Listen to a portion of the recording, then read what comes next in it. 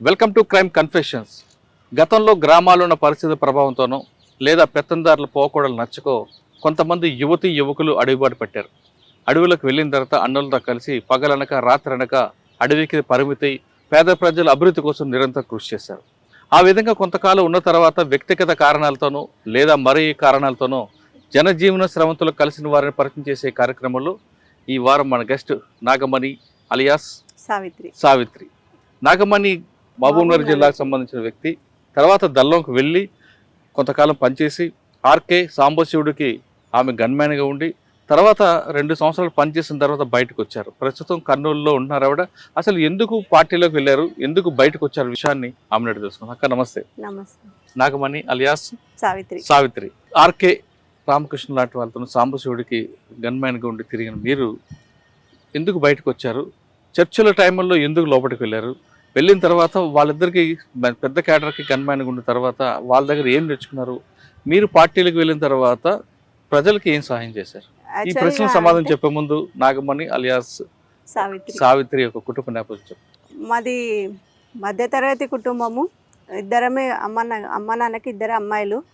మా అక్క నాకంటే చాలా పెద్దది వయసులో 10 ఇయర్స్. నేను ఒక్కదాన్నే ఉండేదాన్ని, అక్క లేదు అప్పట్లో.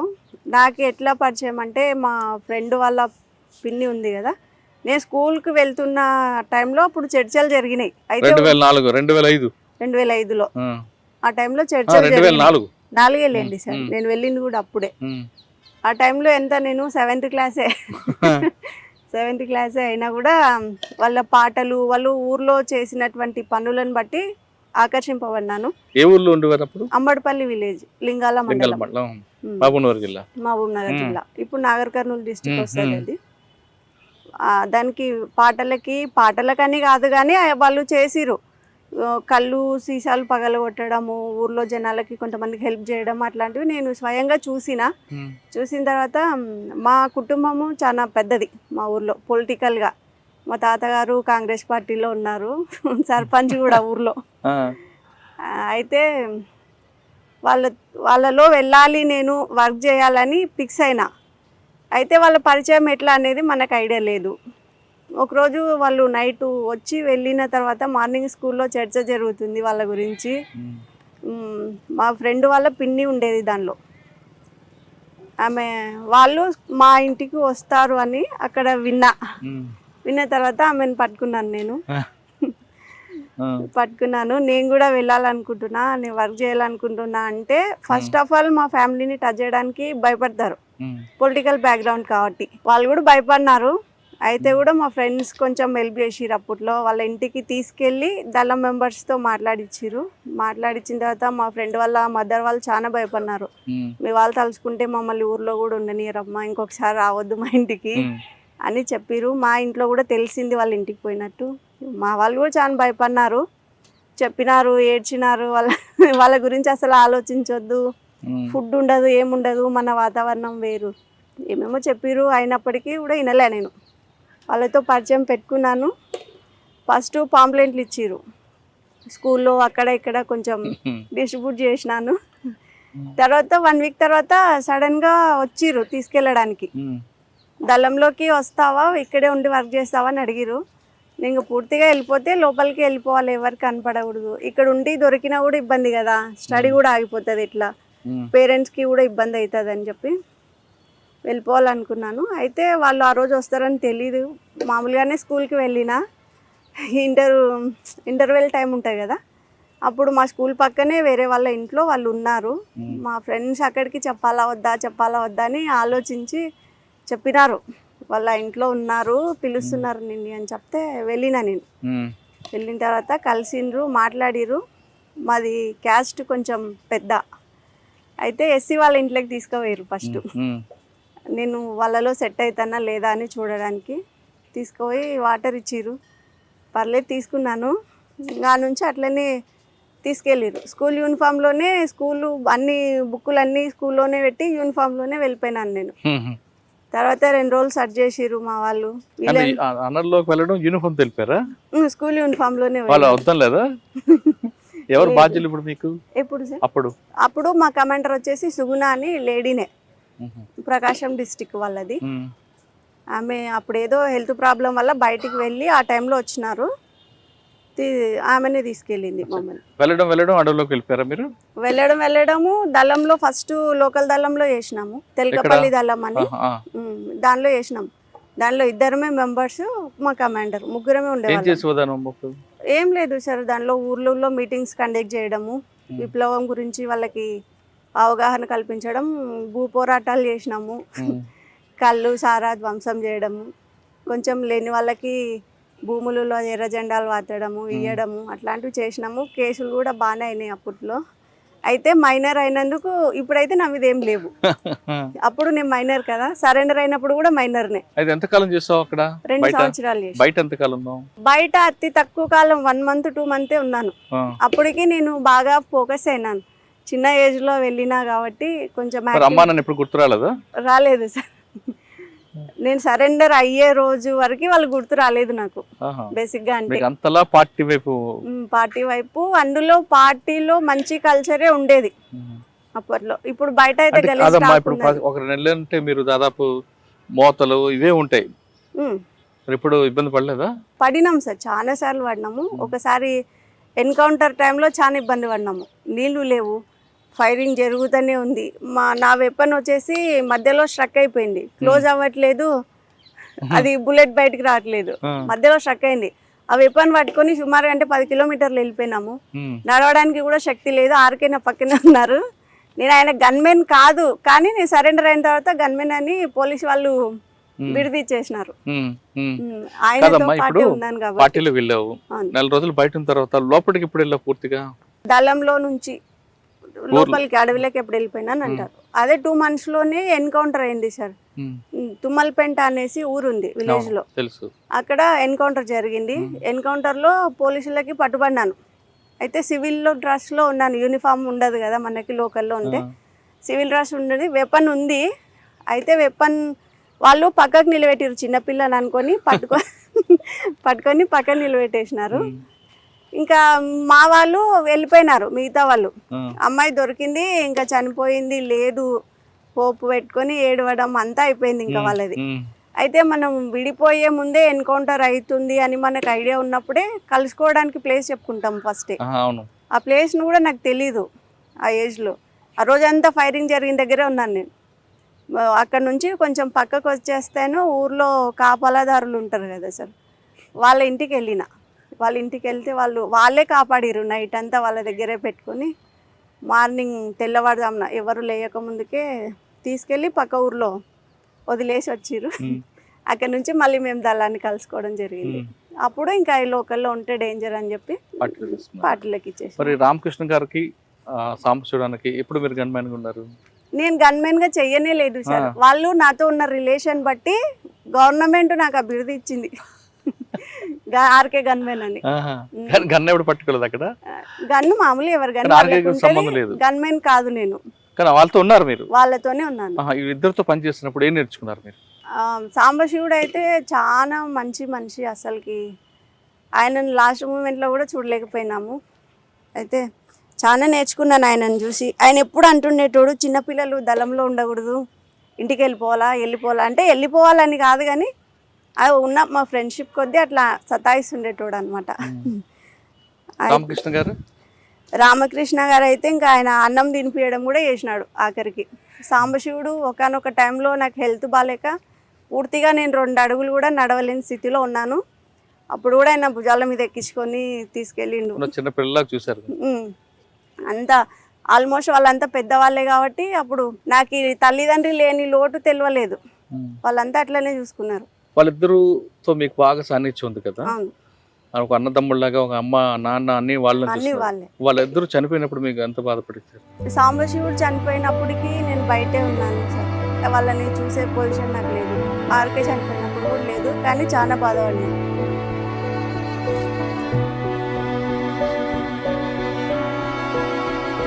అంటే కుటుంబం వాళ్ళని చూసుకున్నారు 2 సంవత్సరాలు.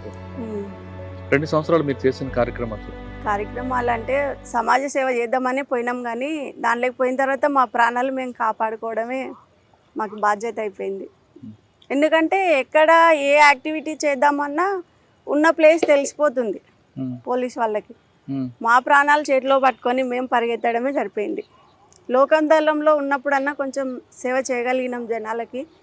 పూర్తిగా లోపలికి పోయిన తర్వాత మమ్మల్ని మేము కాపాడుకోవడం దానికే సరిపోయింది. ఇంకా చర్చల టైం సమయంలో పార్టీ పుంజుకుందా, పార్టీకి నష్టం జరిగిందా? పార్టీకి నష్టం జరగలేదు సార్. ఎందుకంటే చాలా మంది కొత్త వాళ్ళు రిక్రూట్మెంట్ అయినారు ఆ టైంలోనే పరిటాల రవి గారు కూడా చనిపోవడం జరిగింది. ఆయన చనిపోయినప్పుడు నేను దళంలోనే ఉన్నాను, లోపలే ఉన్నాను. ఆయన చనిపోయినప్పుడు వాళ్ళు చాలా కొంచెం మాట్లాడుకున్నారు ఆయన గురించి. ఆయన అదే మంచిగా మాట్లాడుకో చెడుగా మాట్లాడు, రెండు రకాలుగా, కొందరు మంచిగా మాట్లాడినారు. అంటే వాళ్ళ కుటుంబం కూడా పరిటాల శ్రీరాములు వీళ్ళందరూ కూడా అందులో మాజీలు కాబట్టే చర్చ అక్కడ వచ్చింది సార్. అది ఏమంటారు, కొంతమంది అయితే మంచిగా చెప్పుకున్నారు, కొంచెం మంది కావాల్సిందేలే జరగాల్సిందేలే. కానీ చంపిన వ్యక్తి సూర్య అని తెలిసిన తర్వాత పార్టీలో చర్చ వచ్చిందా? ఇంకా రాలేదు సార్, ఇంకా రాలేదు. అప్పుడు మాకు న్యూస్ తెలియడమే తక్కువ, ఏదో రేడియో ఉంటే వినడము, లేదంటే లేదు. 2 సంవత్సరాల్లో అంటే మీకు ప్రాణాన్ని మీకు కాపాడుకోవడం కాకుండా ప్రజల కోసం ఏం చేశారు? ప్రజల కోసం భూములు వంచినాం సార్ కొన్ని. అయితే అవి వాళ్ళకి ఇప్పటికి దక్కినాయో లేదైతే మాకు ఇంకా తెలియదు. ఎందుకంటే నేను 2 years తర్వాత లేను, ఇంకా మొత్తానికి తెలంగాణలో లేను. నేను బయటికి రావడము, మా అమ్మ నాన్న చనిపోవడము, నేను కర్నూలుకి రావడం జరిగింది. 2 సంవత్సరాలు ఎక్కడెక్కడ తిరిగాము నువ్వు? నేను ప్రకాశం డిస్టిక్, ఇంకా నల్లమల్ల ఫారెస్ట్ మొత్తం. ఇంకా లాస్ట్ మూమెంట్లో డీకే దండకారణ్యం వెళ్ళాలా అనే టైంలో ఇక్కడ తీసుకొచ్చినారు లోకల్కి సాంబశివుడు వాళ్ళు. కొన్ని రోజులు ఆరోగ్యం బాగలేదని ఇక్కడికి తీసుకొస్తే ఒక పని మీద మా ఊరికి పంపించినారు. వచ్చేటప్పుడు సాంబశివుడు అన్నాడు, ఇన్ని రోజులు మాతో ఇంత కలిసి ఉన్నావు, నువ్వు మళ్ళీ తిరిగి లోపలికి వస్తావో రావో అన్నాడు. ఎందుకు అట్లా అంటున్నారు అంటే, ఏమో పోయి రాపో చెప్తా అన్నాడు. ఆయన అన్నాడు, నేను వచ్చినాను. ఇంటికి వచ్చేపాటికి మా అమ్మ మా నాన్న చాలా బాధపడి ఏడ్చి అసలు ఇంకా పోవడానికి వీలు లేదన్నట్లా చెప్పినారు. అయినా కూడా నైట్ అంతా వేరే ఇంట్లో స్టే చేసినాం ఊర్లోనే. ఇంకా తిరిగా వచ్చేటప్పుడు వాళ్ళని వదిలి రాలేకపోయినాను. మా అమ్మ మా నాన్న కోసం నేను బయట ఉండిపోయినాను, వాళ్ళు నన్ను వదిలిపోయారు. పార్టీలో మీకు చేసినప్పుడు మీకు బాగా గుర్తుండిపోయిన సంఘటన చెప్పండి. ఎన్కౌంటర్లు కానీ లేదా మీరు చేసిన దాడులు కానీ? ఎన్కౌంటర్ అంటే నా వెపన్ ఫెయిల్ అవ్వడమే పెద్ద హిస్టరీ సార్. అది ఆర్కే నా కోసం చాలా ప్రయాసపడినాడు. ఆయన బాటిల్లో నీళ్ళు మొత్తం నేనే, ఆయనకు అసలు ఏమో ఒక చుక్క నీళ్ళు కూడా లేవు, గ్లూకోండి కలుపుకుంటూ తాపించుకుంటూ తీసుకుపోయినాడు ఆయన్నే. ఆ ఎన్కౌంటర్ మొత్తంలో ఒక 2 రోజులు చాలా కష్టపడినాం. ఆ ఎన్కౌంటర్ వలన చాలా మంది మిత్రులను కోల్పోయినాము, చాలాసార్లు ఏడ్చినాము. మేము కూడా ఏదో ఒక రోజు పోయే వాళ్ళమే అనుకున్నాం, కానీ మళ్ళీ తిరిగి బయటికి వస్తాను నేను ఎక్స్పెక్ట్ చేయలేదు, కానీ వచ్చిన. కానీ వాళ్ళు చేసిన దాడుల్లో మీరు ఎక్కడ పాల్గొన్నారు? పాల్గొన్నాం. ఎక్కడ? ఒక పర్సన్ని పట్టుకున్నాము, అంటే ఇంటికి వెళ్ళి డైరెక్ట్గా ఊరికి వెళ్ళి కోవర్ట్ తను. మేము ఎప్పుడు వచ్చినా కూడా పోలీసులకు ఇన్ఫర్మేషన్ ఇస్తూ పట్టిస్తూ ఉండే. అట్లాంటి పర్సన్ని పట్టుకున్నాము, ఊరి బయట కట్టేసి కొంచెం కొట్టడం అట్లా జరిగింది. దానిలో నేను పాల్గొన్నాను. ఇంకొకటి వచ్చేసి మాలోనే కోవట్లు ఉంటారు కదా సార్, మాలో ఒక పర్సన్ ఉండే కృష్ణ అని, ఆదివాసీ అబ్బాయి. ఆ అబ్బాయి కోవట్టుగా మారినాడు, లోపలే ఉండి మా వాళ్ళని చంపడానికి ట్రై చేసినాడు. అట్లాంటప్పుడు ఆయనను పట్టుకున్నాము, ఇంకా కొట్టినాం లేని సార్. చాలా నిన్న కడిగి కొట్టిన తర్వాత ఆయన తప్పించుకుపోయినాడు, ఇంకా దొరకలే మాకు. నువ్వు ఇద్దరు నాయకులు పనిచేస్తావు, ఆర్కే గానీ సాంబశివుడు గానీ. శాఖమూరు అప్పారావు గారి దగ్గర చేసావు, రామకృష్ణ గారి దగ్గర చేసావు, సాంబశివుడు దగ్గర. ఇంత పెద్ద క్యాడర్లో పనిచేసినప్పుడు ఏం నేర్చుకున్నావు? క్రమశిక్షణ నేర్చుకున్నావా? ఏం నేర్చుకున్నావు? ఎందుకంటే వాళ్ళు ముగ్గురు కూడా అంటే మనం ఏ పొజిషన్ లో ఉన్నా గర్వపడకూడదు అనేది వాళ్ళ నుంచే నేర్చుకున్నాను. ఒకరి గురించి చెప్పమ్మా. శాఖమూరు అప్పారావు గారి నేర్చుకున్నావు? ఆయన దగ్గర నుంచి మంచి స్మైలింగ్, ఎప్పుడు ప్రశాంతంగా ఉంటాడు.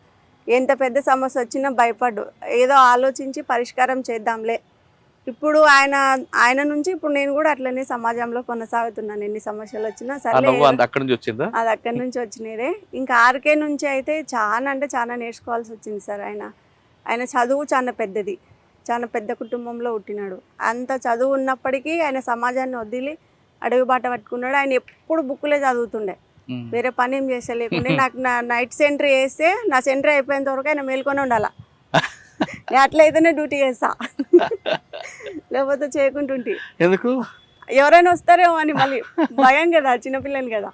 ఫస్ట్ సెంట్రీ నాకే వేస్తుండ్రి, ఎవరిని సైలెంట్ ఉండాలా, పండుకోవాలా, అరసొద్దు అనుకుంటే బాగానే చెప్తుంటే ఆయనను మాత్రం పండుకొనికుంటుంది. నా డ్యూటీ అయిపోయినాక నువ్వు పండుకుందు అంటే అట్లనే బుక్కులు చదువుకుంటూ కూర్చుంటుండే ఆయన. ఆయన ఎల్లిపాయలు తినేవాడు కాదు, నేను ఉల్లిగడ్డలు తినేదాన్ని కాదు. ఆ విషయంలో ఇద్దరికి చాలా సార్లు నవ్వుకున్నాము. చాలా ఆయన ఫుడ్ మాకి మామూలుగా న్యూట్రిషన్ ఫుడ్ ఇస్తుంటారు కదా, ఆ ఫుడ్ కూడా తను కొంచెం తీసుకొని తన దానిలో నాకు షేర్ ఇచ్చేటోడు. నువ్వు ఎక్కువ తినాలి, నువ్వు ఇంతనే ఉన్నావు, ఎక్కువ తిని చాలా బక్కగా ఉండేదాన్ని అప్పట్లో. అట్లా ఆయన చాలా ఫ్రెండ్లీగా ఉండేవాడు. సాంబశివుడు కూడా ఆయన తండ్రి లాగానే మాకైతే. ఇట్లా అన్ని విషయాలు చెప్తుండే, బాగా చూసుకుంటుంది. వాళ్ళందరినీ ఇప్పుడు కూడా మిస్ అయినా అన్న బాధ అయితే నాకు లోపల ఉంటుంది. నేను సమాజంలో ఒక పొలిటికల్ లీడర్ని, పాలిటిక్స్ నుంచి ఏం చేయలేకపోయినాను, దానిలో ఏం చేయలేకపోయినాను. మాజీ నక్సలైట్ల జీవితం ఇది. ఎందుకంటే గవర్నమెంట్ పోస్టులు పెట్టుకుంటే రావు. పోలీస్ డిపార్ట్మెంట్లో ఒకప్పుడు హోంగార్డ్ పోస్ట్ ఇచ్చినారు, అది నాకు తెలియకుండానే మా పెద్దవాళ్ళు ఆర్డర్ కాపీ ఇవ్వాల, పోలీస్ డిపార్ట్మెంట్ వద్దు అని. నేను ఇప్పుడు ఎక్స్పెక్ట్ చేస్తున్నా జాబ్ కావాలని, ఇచ్చేవాళ్ళు లేరు కదమ్మా. 2 సంవత్సరాలు ఉండి మరి ఎందుకు బయటకు వచ్చావు? Health issue main. హెల్త్ ఇష్యూకి వచ్చి అమ్మ వాళ్ళని చూసి ఆ సెంటిమెంట్కి లోపలికి వెళ్ళలేకపోయినాను. అంటే నేను దళంని వదులుకొని రావాలని అయితే నాకు లేదు, ఇప్పటికి కూడా లేదు. దళం మీద వ్యతిరేకత ఇప్పటికి లేదు. మీరు వస్తున్న తర్వాత పార్టీ నుంచి మళ్ళీ పిలుపు వచ్చిందా? అంటే నేను చాలా రోజులు వాళ్ళతో టైఅప్ అయినాను. బయటికి వచ్చినా కూడా నేను వాళ్ళు రావడము, మా ఇంట్లోకి కలవడము, మాట్లాడడము, వెళ్ళడము అన్నీ మామూలుగానే ఉండిపోయినాయి. పోలీస్ వాళ్ళు డౌట్ వచ్చి చాలా అడిగిరు నన్ను. అయితే వాళ్ళు నాకు మీద చేయడానికి ఒకటి లేదు, నేను మైనర్ కాబట్టి. వాళ్ళని కూడా 30 తిప్పలు పెట్టిన స్టేషన్లో. లింగాల పోలీస్ స్టేషన్. ఏం చేసావు? అడిగిరు అన్ని క్వశ్చన్స్. మీరు ఏం అడిగినా నేను మళ్ళీ పోతా సార్, నన్ను మాత్రం అడగొద్దా. మీరు అడిగితే నేను ఒప్పుకోను, మీరు ఎన్ని అడిగినా నేను సమాధానం చెప్పను. నాకు అన్నీ తెలుసు, తెలియని నేను చెప్పను, నాకు తెలిసినా నేను మీకు చెప్పను. కొట్టలేదా? ఇప్పుడు కొట్టలేదు సార్. నెల రోజులు పెట్టిరు స్టేషన్లోనే. భోజనం పెట్టారా? భోజనం పెట్టిరు. అప్పుడు ఎవరు ఎస్ఐ మీకు బాగా చూసుకున్నది? ఆయన ఏమో రెడ్డి సార్, ఆయన పేరు ఏం పేరు. మీకు బాగా ఇబ్బంది పెట్టిన ఆఫీసర్ కానీ బాగా చూసుకున్న ఆఫీసర్ ఎవరన్నా గుర్తున్నారా? ఎవరు ఇబ్బంది పెట్టలేదు సార్, అందరూ బాగానే. బాలు నాయక్ ఎస్ఐ అని బల్మూర్ స్టేషన్లో చేస్తుండే ఆయన. మేము దళంలో ఎక్సర్సైజ్ చేయడము, ప్రాక్టీస్ చేయడము వీడియో ఆయన దగ్గర ఉన్నింది. ఆయన మా వాళ్ళని తీసుకొచ్చి చూపించిండు స్టేషన్లో కూర్చోబెట్టి. మీ అమ్మాయికి రాళ్ళని చెప్పిర్రు, ఏం తెలియదని చెప్పిర్రు. అసలు ఆమెకు భూమి మీద నూకలు ఉన్నాయి కాబట్టి ఉన్నది, లేకపోతే ఉండే మంచి కాదు, ఏజ్ తక్కువ ఉంది కాబట్టి ఏం చేయలేకుంటున్నాము, చూడండి ఆమె యాక్టివిటీస్ అని ప్రొజెక్టర్లో అది టీవీలో పెట్టి చూపించినారు. మా వాళ్ళే నోరు మూస్తున్నారు ఇట్లా. అంటే మేము గన్స్ తో చేయడము అవన్నీ మా దగ్గర లేదు సార్. అప్పుడు స్టేషన్ లో కూడా మాకేమి ఇలా చూపించిర్రు, మా వాళ్ళే నమ్మలా. అది ఇప్పుడు కూడా మర్చిపోను సార్ ఆ సంఘటన. గురునాయక్ సార్ ఎస్ఐ అప్పట్లో మేము సరెండర్ అయినప్పుడు. శ్రీనివాస్ రెడ్డి ఎస్పీ. శ్రీనివాస్ రెడ్డి గారా? ఆయన ఏమన్నారు? ఆయన హోమ్ గార్డ్స్ ఇంటర్వ్యూ అప్పుడు వచ్చినారు. ఎందుకు వెళ్ళావని తిట్టలేదా? లేదు సార్. ఇంకా ముత్తయ్యనేమో సిఐ ఉండే సార్ అచ్చంపేటలో, ఆయన కూడా అడిగిండు, గన్ను కూడా పెట్టిండు. మా అమ్మని కూర్చోబెట్టి పక్కన నీ కూతుర్ని చంపేద్దునా అని అంటే మా అమ్మ ఏడ్చింది. భయపడద్దు, వాళ్ళు చంపర్లే అని చెప్పిన. చంపేటోళ్ళు అయితే ఇటు నాకు తేరులే. అసలు యాక్చువల్గా అంటే నేను బయటికి వచ్చిన తర్వాత 2 నెలలు అజ్ఞాతంలో ఉన్నా. నేను బయటకు వచ్చినాను ఎవరికి తెలియదు. 2 నెలల తర్వాత మా సిస్టర్ మ్యారేజ్ ఉంది. అప్పుడు మ్యారేజ్కి నేను అటెండ్ అయినా, ఎట్లయినా ఇన్ఫర్మేషన్ పోతుందని, వాళ్ళ ఇంటి దగ్గర రాకూడదని నేనే స్టేషన్లో వెళ్ళి సరెండర్ అయినా డైరెక్ట్. తర్వాత జైలుకి వెళ్ళావా? లేదు సార్, అప్పటికి చిన్న పిల్లలు కాబట్టి బయట పంపించారు. అది బయట పంపిన తర్వాత ప్రశాంతంగా ఉందా జీవితం? పర్లేదు సార్, నాకైతే ఏం ప్రాబ్లం లేదు. సాధారణంగా బయటకు వచ్చిన వ్యక్తులు నయం కలుస్తుంటారు, మీకు కలిసాడు? లేదు లేదు సార్, అసలు వాళ్ళని నేను చూడనే లేదు. కాదమ్మా, బయటకు వచ్చిన మాజీ నక్సలైట్లు అందరూ బాగా సంపాదిస్తారు, డంపుల్లో డబ్బులు తీసుకొచ్చారని ఒక ప్రచారం ఉండేది. ఎవరు తీసుకురాలేదు సార్. తీసుకొస్తే ఇప్పుడు ఎంతో మంది నక్సలైట్లు డ్రైవర్లుగా, హోమ్ గార్డ్స్గా పొలాలు దున్నుకుంటూ కూలీ పని చేసుకుంటూ, ఎవరి వరకే ఎందుకు, నా వరకే చూసుకోండి సార్. నేను అంత పెద్ద లీడర్స్తో ఉన్నా, నేను రూపాయి తెచ్చుకోలేదు. గవర్నమెంట్ నాకు రివార్డింగ్ ఫండ్ అని 25,000 సరెండర్ అయినప్పుడు ఇచ్చింది. ఇంకా అది తప్ప నుంచి నాకు గవర్నమెంట్ నుంచి ఇప్పుడు దాకా ఒక్కటి కూడా వచ్చిందే లేదు. అందరికి ఇల్లులు వచ్చినాయి, ఫ్లాట్లు వచ్చినాయి, అన్నీ వచ్చినాయి. నాకు మాత్రం ఏం రాలేదు సార్ గవర్నమెంట్. జీవితం ఇప్పుడు నేను మా అమ్మ నాన్న చనిపోయిన తర్వాత కర్నూలులో మా మేనత్త వాళ్ళు తీసుకొచ్చుకున్నారు.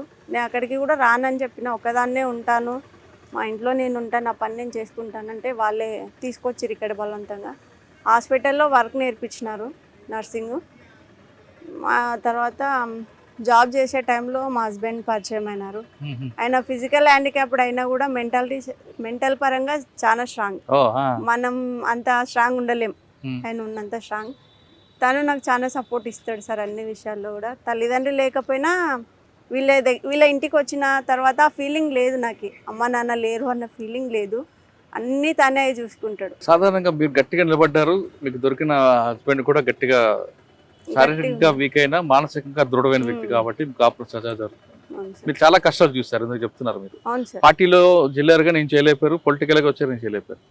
మీ మనసు దృఢంగా ఉంది కాబట్టి మీరు చాలా సమస్యలు ఎదుర్కొని ముందుకు నిలబడుతున్నారు. నేను పొలిటికల్ పరంగా చేయకపోయినా, పార్టీ పరంగా చేయకపోయినా ఒక మహిళగా చేసినాను సార్. ఏం చేశారు? నేను మనీ మదీనా మహిళా సంక్షేమ సంఘం అని NGO రిజిస్ట్రేషన్ చేయించి చాలా మంది మహిళలకి టైలరింగ్ మిషన్స్ ఇప్పించినాను, ట్రైనింగ్ ఇప్పించినాను, కంప్యూటర్ కోర్స్ ఇప్పించినాను, దాని నుంచి లోన్స్ ఇప్పించినాను. ఆరోగ్యం బాలేక పెరాలసిస్ వచ్చిన వాళ్ళకి మన ఆర్గనైజేషన్ తరపు నుంచి వేరే చోటికి పంపించి ట్రీట్మెంట్ చేపించడం, ఇట్లాంటివి నా ఆర్గనైజేషన్ పరంగా నేను చేయగలిగినాను. పార్టీ తరఫున కానీ పొలిటికల్ గా చేయలేపారు, కానీ మీ వ్యక్తిగతంగా చేయగలిగినాను. సరే, ఫైనల్ గా చెప్పు.